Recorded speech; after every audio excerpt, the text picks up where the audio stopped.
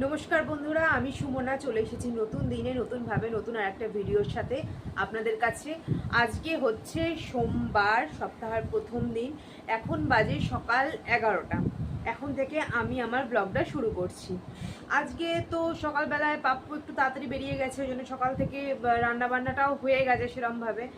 আজকে ওকে টিফিনে দেওয়া হয়েছে, টিফিন বলতে লাঞ্চে দেওয়া হয়েছে ভাত, শিমের চচ্চড়ি আর হচ্ছে তেলাপিয়া মাছের ঝোল। শিমগুলো অনেক দিন ধরে আনা হয়েছিল, ফ্রিজেই পড়ে আছে, রান্না করা হয়নি। আমি মা আমাকে বললো যে আজকে শিমগুলো করে নে, কারণ এর থেকে বেশি দিন পড়ে থাকলে শিমগুলো খারাপ হয়ে যাবে, তখন ফেলে দিতে হবে। আমাদের কিন্তু মাঝে মধ্যে এরম হয় বন্ধু, দেখেছেন তো, পাপ্পু যখন বাজার আনে তখন প্রচুর একসাথে বাজার নিয়ে চলে আসে। তারপরে খাওয়া হলে তো খাওয়া হয়, না হলে বেশ কিছু সবজি নষ্ট হয়। ওই জন্য মা বলল যে আজকে শিমগুলোকে করে নেওয়া হোক। তো শিমের চচ্চড়ি হয়েছে আর তেলাপিয়া মাছের ঝোল, ওটাই মা খেয়ে নেবে দুপুরবেলাতে। আর মা এখন সম্ভবত আর একটা কিছু রান্না করছে, কি করছে আমি আর বাইরে যাইনি, আমি ঘরে আছি বসে।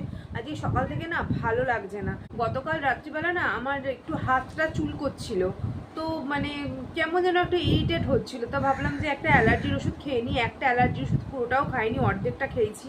আর অ্যালার্জির ওষুধ খেলে না আমার প্রচণ্ড পরিমাণে তার পরের দিন থেকে সকালবেলা যেন চোখ খুলতে পারি না, মনে হয় শুয়েই থাকি, কিছু ভালো লাগছে না, কিছু ভাবনা চিন্তা করতে পারছি না, ঠিক এরকম হয় আমার। সারাদিন হাত পা থরথর করে কাঁপে, তো আজকেও আমার সেটাই হচ্ছে। তো সকাল থেকে আজকে মাকে কাটাকুটির দিকে একটু হেল্প করে দিয়েছি, বাকি রান্নাটা না মোটামুটি মাই করে। আমি যে খুব বিশেষ একটা দেখি এরকম নয়, কিছু ভ্যারাইটি টাইপের রান্না করবার হলে সেগুলো আমি করি, নাহলে রোজকার যে রান্না ডাল ভাত মাছের ঝোল সেটা মাই করে, খুব মধ্যে মাঝে আমি করি। বাকি হেল্প করে দেওয়া যেগুলো সেগুলো আমি সমস্তটাই মাকে করে দিই। আর সকালবেলায় আমি আজকে টিফিনে খেয়েছি পাউরুটি, ব্রাউন ব্রেড খেয়েছি। আর কলা ছিল না, কাঁঠালি কলা শেষ হয়ে গেছে। কাঁঠালি কলা ছাড়া আমি আর অন্য কোনো কলা খাই না। আমাদের ঘরে না ডিমটা শেষ হয়ে গেছে, তো ডিম সকালবেলা আমরা নর্মালি ব্রেকফাস্টে পাপ্পুকে দিই ডিম, কলা আর হচ্ছে পাউরুটি। কিন্তু ডিমটা শেষ হয়ে গেছে, কলাও শেষ হয়ে গেছে, কোনোটাই নেই। ওই জন্য সকালবেলা আজকে ওকে আর কিছু দিতে পারলাম না, শুধু পাউরুটি খেয়ে গেছে কাজে।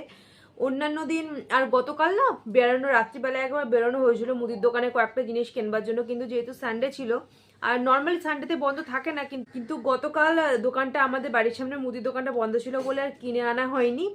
তো শুধু পাউরুটি খেয়েই পাপ্পু কাজে গেছে।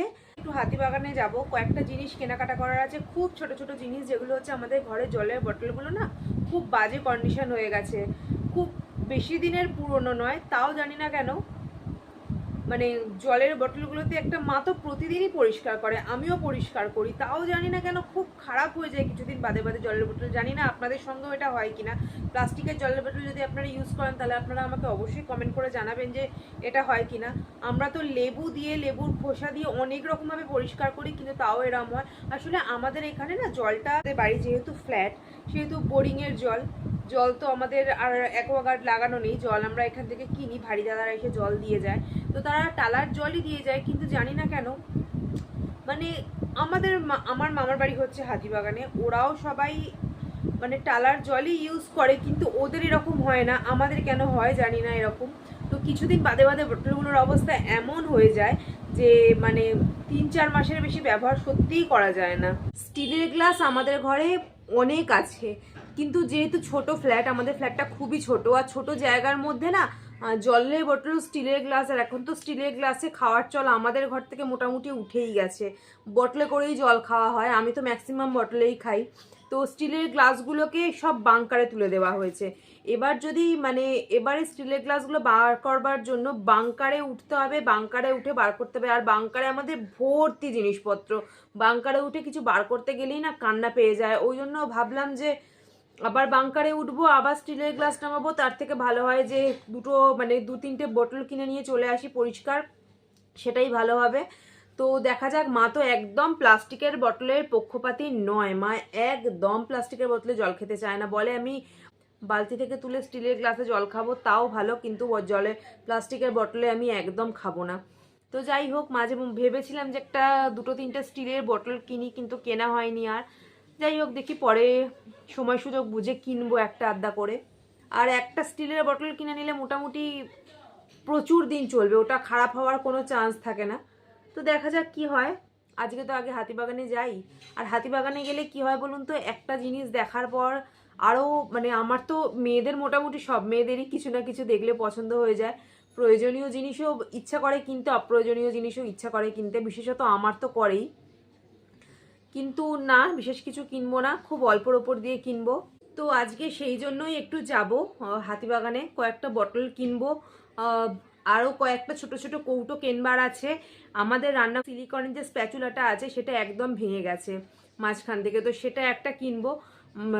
সিলিকনের স্প্যাচুলা না হলে না ননস্টিকে একদম ইউজ করা যায় না। মাঝখানে মা কিছুদিন স্টিলের খুন্তি দিয়ে ননস্টিকেরটা ইউজ করেছে বলে ননস্টিকের উপরের যে কোটিনটা সেটা একদম উঠে গেছে, উঠে গিয়ে সেই ভেতরে স্টিল মতো কালার দেখা যাচ্ছে।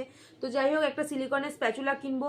দেখি পাপ্পুকে একবার ফোন করি, আজকে তো একটু সকাল সকাল কাজে বেরিয়েছে, যদি তাড়াতাড়ি বেরোতে পারে তাহলেই একটু যাব, না হলে আর দেখছি কি করি, এখনো অবধি কোনো ঠিক নেই। আশা করছি হয়তো একটু বেরিয়ে পড়তে পারবে তাড়াতাড়ি করে, তো তাহলে যাব। আর সবথেকে বড় কথা, আমার ব্লাউজটা এখনো পর্যন্ত আনা হয়নি, ব্লাউজটা আনতে যাব। দুটো ব্লাউজের পিস কেনবার আছে, দুটো ব্লাউজ বানাতে দেবো। সামনেই হোলিতে এবারে ইচ্ছা আছে যে একটু শাড়ি পরবো। হোলিতে কখনোই শাড়ি পরি না, একদম মানে কুর্তি পরি, নর্মাল কুর্তি পরি বা টপ পরি, জিন্স পরে নিয়ে এরকম পরি। কিন্তু এবারে ইচ্ছা আছে যে হোলিতে একটু সাজবো। আমাদের এখানে খুব 2-3 জায়গায় খুব ভালোভাবে হোলি খেলা হয়, মানে দোলটা খেলা হয়, সেটা হচ্ছে একটা রবীন্দ্রভারতী বিশ্ববিদ্যালয়ে খেলা হয়, আর একটা হচ্ছে জোড়াসাঁকো ঠাকুরবাড়িতে খেলা হয়। আমি যাই, কিন্তু কোনোবারেই সেরকমভাবে সবার সাথে মানানসই জামা কাপড় আমি খুব একটা পরি না, কিন্তু এবারে ইচ্ছা আছে একটু ভালোভাবে সেজে গুজে যাব। তো দেখা যাক কি হয়। হোলিতে যে শাড়িটা পরবো সেটা মোটামুটি আর ইউজ করা যাবে না, সেরকম ভেবেই কিনবো। খুব বেশি দামের কিনবো না, একদমই কম দামের কিনবো। দেখা যাক কি হয়।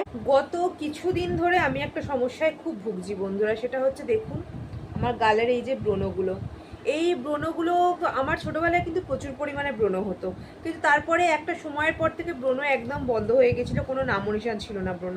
কিন্তু গত আবার 5-6 মাস ধরে দেখছি গালের মধ্যে প্রচুর পরিমাণে ব্রণ হচ্ছে, যেটাকে আমি কোনোভাবেই কন্ট্রোল করতে পারছি না। সেরকম অবশ্য কিছু করিনি আমি, আগে যখন হতো ব্রণ তখন ডক্টর যে ফেস ওয়াশ দিয়েছিলেন সেই ফেস ওয়াশটাই মেখে দেখলাম, কিন্তু দেখছি না কোনো কাজে দিচ্ছে না। জানি না, আবার নতুন করে আরেকবার ডাক্তার দেখাতে হবে। তো স্কিনের ডাক্তারের দেখি কবে অ্যাপয়েন্টমেন্ট পাই। তো তো ভাবলাম না, একটা স্কিনের ডক্টরকে দেখিয়ে নিই, একেবারে ওনার পরামর্শ মতনই করবো, নিজে আর কিছু করতে যাব না। তো দেখি ডক্টরের কাছে কবে অ্যাপয়েন্টমেন্ট পাই, ডক্টরের কাছে নামটা লেখাবো, আর লিখিয়ে আগে ওষুধটা লাগানো স্টার্ট করব। হতে পারে হয়তো এটা কোনো ভেতরের হরমোনাল সমস্যা হচ্ছে, ওই জন্য হচ্ছে, কিন্তু নিজে সেটা বুঝতে পারছি না কারণটা কি, ওই জন্যই ডাক্তারের একটা পরামর্শ নেওয়া। তো চলুন বন্ধুরা, বেশ খানিকক্ষণ ধরে কথা বলে ফেললাম, এবার উঠি। আজকেও মোটামুটি কাজ তো অনেকই আছে। আজকে সকালবেলায় ঘুম থেকে উঠে দেখি আকাশটা খুব মেঘলা, মানে 1-2 ফোঁটা বৃষ্টিও হয়েছে। পাপ্পু যখন অফিস গেল তখন তো বেশ 1-2 ফোঁটা করে মানে বড় বড় ফোঁটার বৃষ্টি পড়ছিল। গতকাল রাত্রিবেলায় মানে গতকাল রাত্রেও অল্প একটু বৃষ্টি হয়েছে। ওয়েদারটা গতকাল রাত্রের থেকেই ভীষণ ঠান্ডা। সকালবেলা উঠে যখন দেখলাম যে আকাশটা একদম মেঘলা, ভাবলাম বোধহয় আজকে সারাদিনই আকাশটা এরকমই থাকবে, মেঘলা আকাশ। কিন্তু না, একটু মানে বেলা বাড়তেই দেখলাম আকাশটা আস্তে আস্তে পরিষ্কার হয়ে গেল এবং পরিষ্কার একটা রোদ্দুর উঠলো।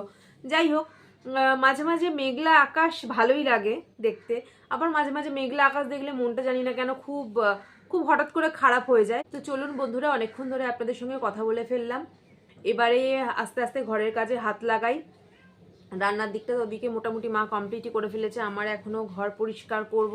আজকে বেশ কিছু জামা কাপড় একটু ভেজাবো, পরপর কদিন ধরে কয়েকটা কুর্তি জমা হয়ে আছে আমার, তো আজকে কুর্তিগুলোকে জলে ভেজাবো।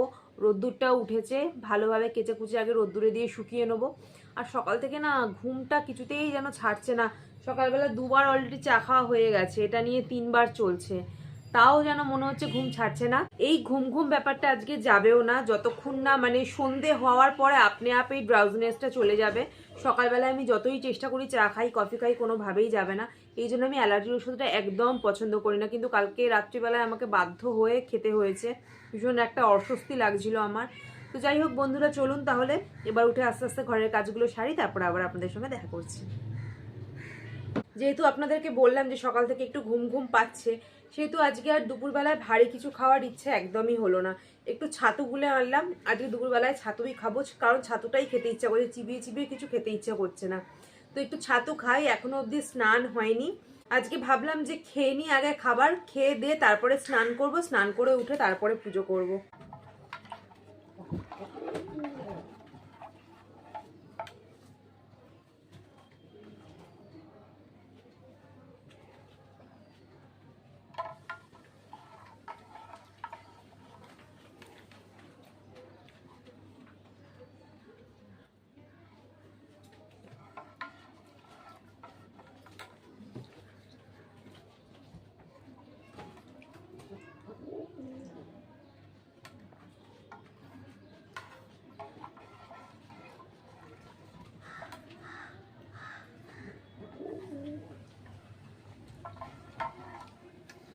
এই মগটা না আমার হচ্ছে 1 লিটারের মগ একদম।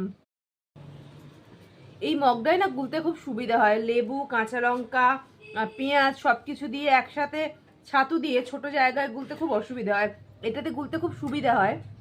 তো এটাতেই যখন গুললাম ভাবলাম যে আর অন্য কোনো গ্লাসে নেবো না, একবারে এটাতেই খেয়ে নিই। তো এখন আমি তাহলে এটাতেই খাচ্ছি ছাতু। দেখতে অনেকটা বড়, কারণ 1 লিটারের এই মগটা হচ্ছে 1 লিটারের মগ।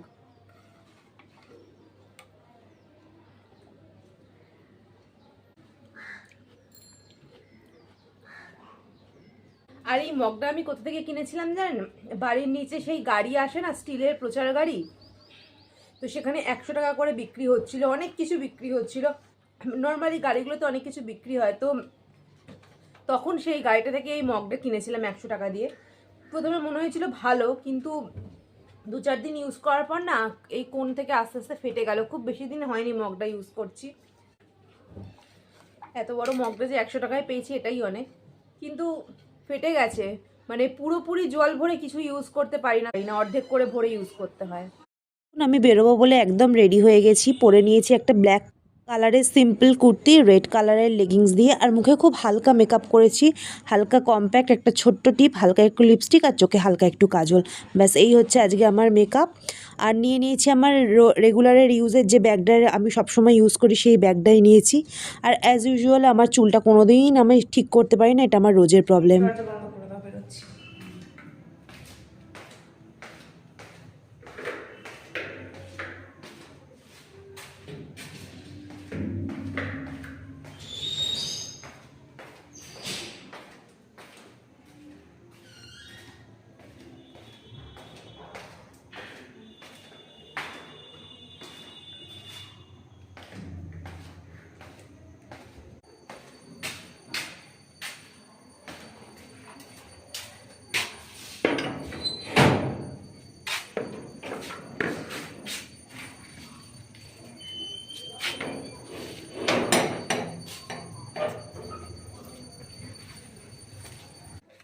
পাপ্পু আমাকে আজকে আর বাড়ি থেকে নিতে আসেনি, বললো আমি বাগবাজারে দাঁড়াচ্ছি, তুমি চলে আসো।